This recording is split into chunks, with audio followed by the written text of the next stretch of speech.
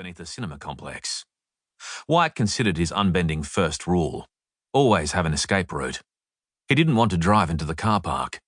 He didn't want to be boxed in by concrete pillars, people pushing shopping carts, delays at the boom gates. He parked Pete's utility in a 15-metre zone, wiped his prints off the wheel, gear knob and door handles, and entered the car park on foot. He found the Lexus in a far corner. The harbour master was locking the doors with a remote before pausing to glance around uncertainly. He was carrying a cheap vinyl briefcase.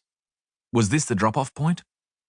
Wyatt hung back beside a pillar, where the weak light from outside and from a handful of overhead fluorescents barely penetrated. The air smelt of urine and trapped exhaust fumes. There was something sticky on the underside of his shoe. His hands felt grimy. He waited. Waiting was a condition of Wyatt's life. He didn't fidget or get impatient, but stayed composed and alert. He knew that nothing might come of the waiting. He continued to watch the harbour master, ready for a sound or a smell or a shift in the quality of the air that meant he'd better run or fight. In particular, he was watching for certain signs in the people nearby, the way a man carried himself if he was armed, listening to an earpiece or staking out the car park, the clothing that didn't look right for the conditions or the season, but was intended to conceal. Suddenly, the harbour master was on the move again. Wyatt held back as he tailed the man out of the car park and through heavy glass doors that led to the cinema foyer.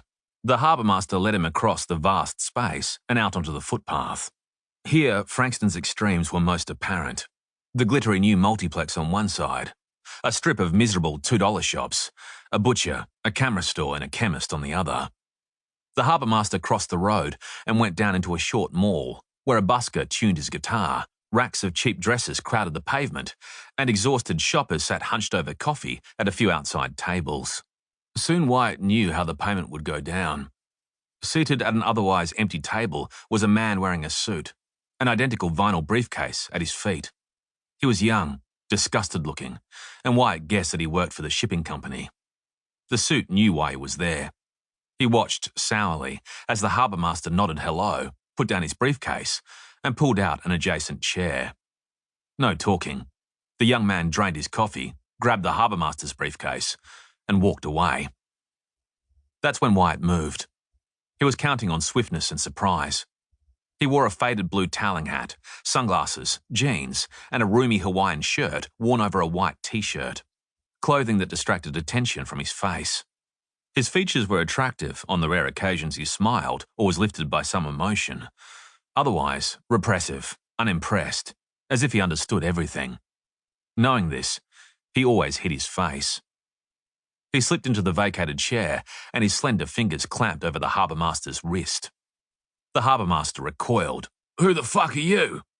Wyatt murmured. "Look at my belt." The man did and went white. "It's real," Wyatt said.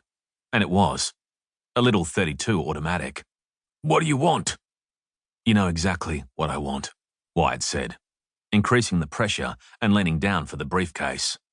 "I want you to sit here quietly for 5 minutes and then go home."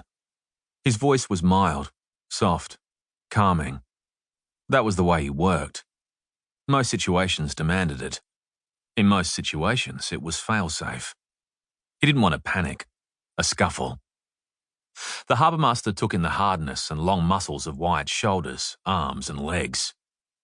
"Are you from the shipping company?" "I'll just detain your next ship, you stupid prick." "I'll be there to intercept that ransom too," Wyatt said, expressionlessly. The harbour master adjusted his impression of the man who was robbing him, seeing behind the dark glasses a relaxed, immobile face, the face of a man who might have been sitting alone in a room. He swallowed and said, "Go your hardest, pal." "A wise decision," Wyatt said. He got to his feet, mildly irritated for saying too much, playing this out for too long. The little mall was thronging with the lunchtime crowd, and he began to edge into it when a voice shouted, "Police! On the ground! Both of you! Now!" There were 3 of them, 2 hyped-up young guys in suits, and the busker. Uniformed police were probably guarding each end of the mall.